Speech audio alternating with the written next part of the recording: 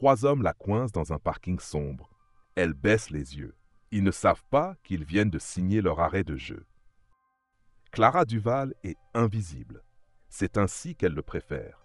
Chaque matin, dans le silence figé de son appartement trop rangé, elle allume la bouilloire, verse son café dans une tasse blanche ébréchée, puis regarde par la fenêtre.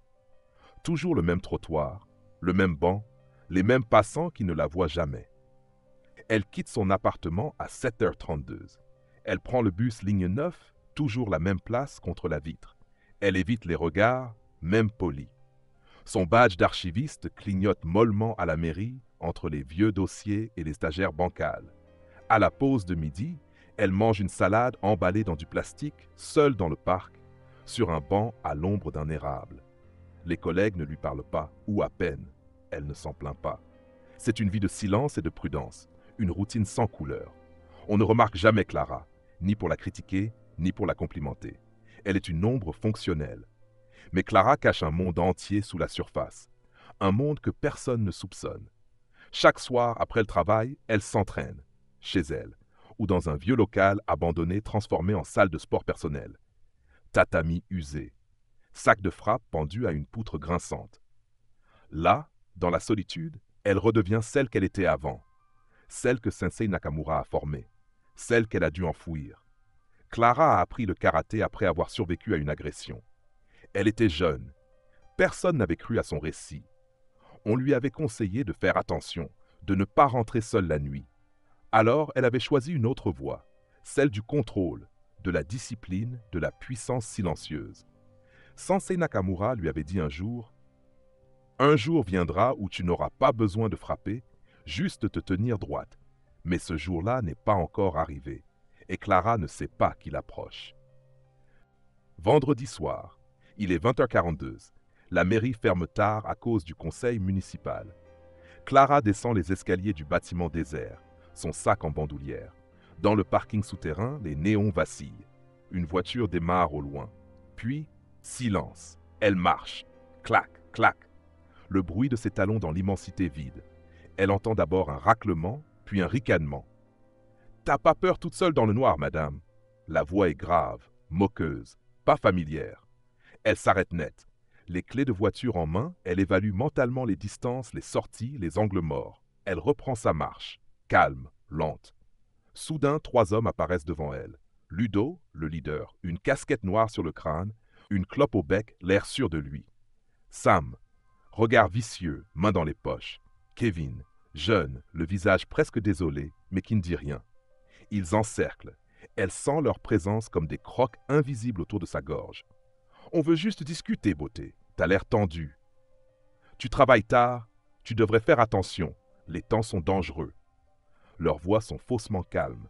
Elles suintent le mépris, l'assurance du prédateur qui croit avoir coincé sa proie. Clara baisse les yeux, respire. Elle pense à Nakamura. Elle pense à ce qu'il disait souvent en nouant sa ceinture noire sur son kimono blanc. Ne laisse jamais ton adversaire lire ton cœur. C'est ton silence qui le désarme. Alors elle reste immobile. 3 secondes. 5. Son cœur bat fort, mais pas de peur. D'adrénaline pure, de lucidité. Puis, lentement, elle lève les yeux. Et à ce moment précis, tout change. Les rires s'éteignent brutalement. Clara bouge, pas comme une femme apeurée, pas comme une victime, mais comme un prédateur. Elle sent son centre de gravité s'ancrer, son souffle ralentir, son esprit s'aiguiser. Elle n'a plus besoin de penser. Son corps sait. Chaque muscle se souvient. Son sac à main tournoie dans l'air, décrivant un arc parfait. Il frappe Kevin en pleine mâchoire, un craquement net. Une goutte de sang éclabousse le béton. Kevin s'écroule, choqué, désorienté, les mains tremblantes sur son visage. Clara ne s'arrête pas. Elle pivote d'un quart de tour. Sam se jette vers elle, maladroit. Elle bloque son bras, glisse son coude dans son thorax avec la précision d'un métronome. Le souffle lui est arraché. Il tombe à genoux, étouffé, les yeux révulsés. Reste Ludo, le chef. Il a reculé, il titube, surpris. Sa clope tombe au sol, il tente de reprendre le contrôle. Putain, c'est quoi ce délire? Trop tard. Clara bondit, esquive un coup maladroit, crochette sa jambe. Ludo chute lourdement, grogne. Elle se jette sur lui.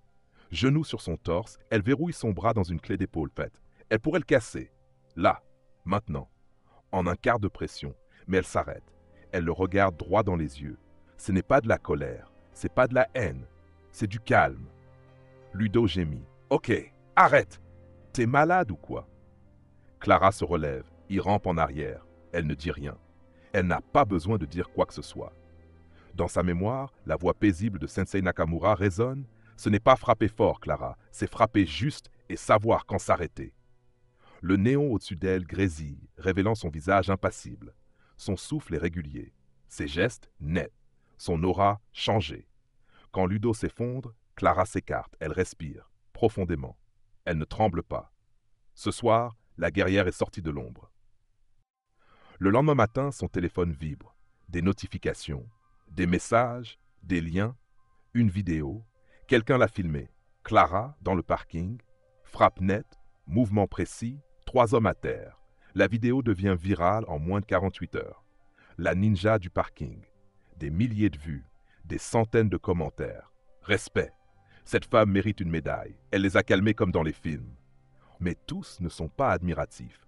Les policiers débarquent à son travail, pas pour l'arrêter, mais pour l'interroger. La procédure, la routine. La direction de la mairie s'agite. On lui demande de prendre quelques jours de congé, le temps que ça se tasse. Les collègues la regardent différemment. Certains l'évitent. D'autres l'observent, fascinés. Elle est passée de l'ombre à la lumière sans l'avoir voulu. Mais ce n'est pas tout. Un message arrive dans sa boîte mail, aucune signature, seulement une phrase. Il y a des gens qui feraient bon usage de ton talent. Le monde n'a pas besoin de fonctionnaires, il a besoin de justiciers. Elle fronce les sourcils, supprime le message. Mais la menace prend forme quelques jours plus tard, dans le regard d'un homme croisé dans la rue. Thomas, il se tient de l'autre côté de la rue, il la fixe. Un ancien du dojo, autrefois élève, camarade. Aujourd'hui, il a changé, plus sombre, plus musclé, plus déterminé. Le soir même, elle retrouve une enveloppe glissée sous sa porte. À l'intérieur, une photo, floue, prise de loin. C'est elle, en train de s'entraîner. Quelqu'un l'observe. Ce n'était pas un incident, c'était une étincelle. Et Clara sent que quelque chose ou quelqu'un approche. Ils étaient venus à 3, ils reviennent à 7. Mais cette fois, ce n'est pas dans un parking sombre ni dans une ruelle, c'est chez elle. Clara rentre du marché, ses bras chargés de sacs, une journée normale, paisible. Mais quelque chose cloche. La serrure de sa porte a été forcée, subtilement. L'odeur dans l'appartement est différente. Quelqu'un est entré. Elle dépose les sacs, se baisse lentement et écoute.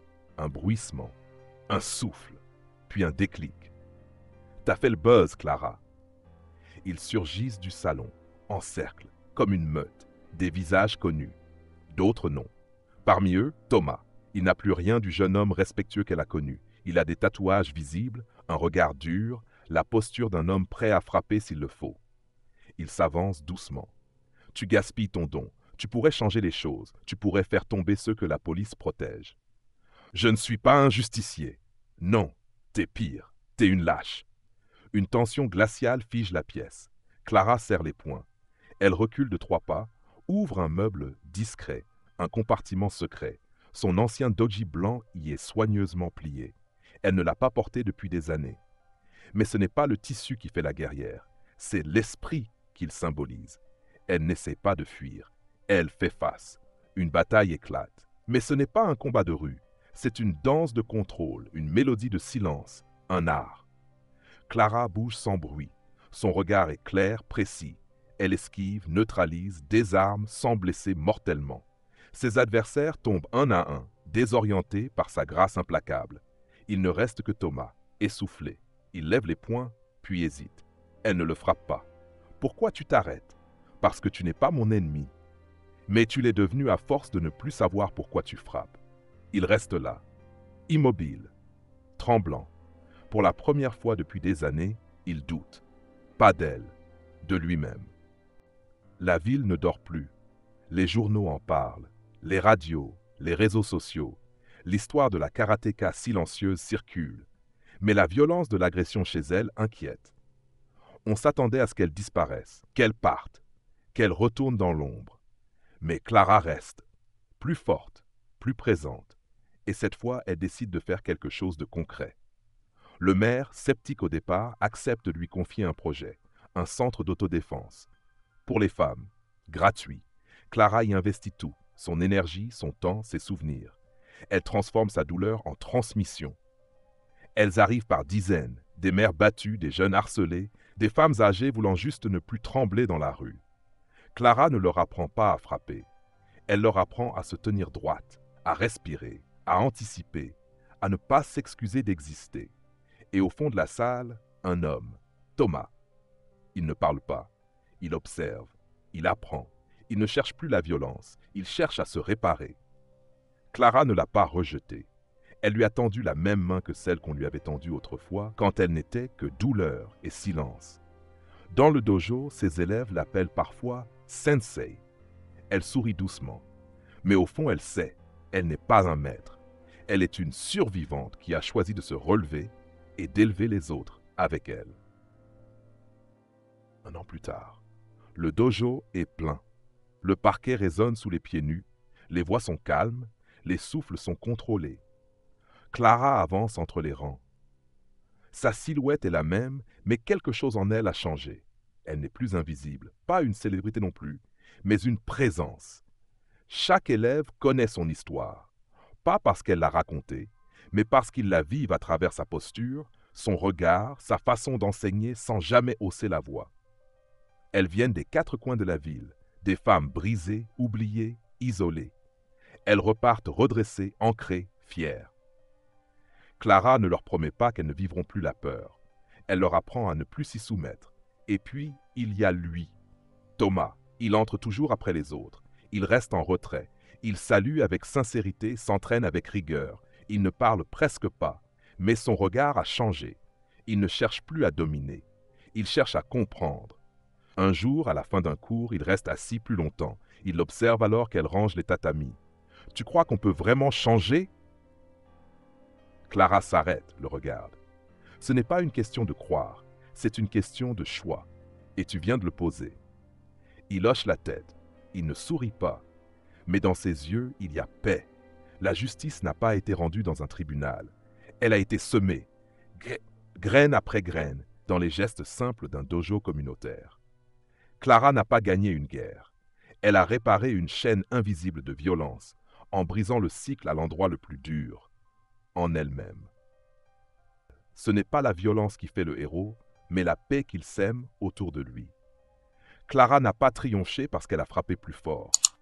Elle a triomphé parce qu'elle a choisi de ne pas céder à la haine. Elle aurait pu disparaître, se venger, s'enfermer. Au lieu de cela, elle a ouvert une porte pour d'autres. Et parfois, la plus grande des victoires, c'est de rester debout sans jamais lever le poing.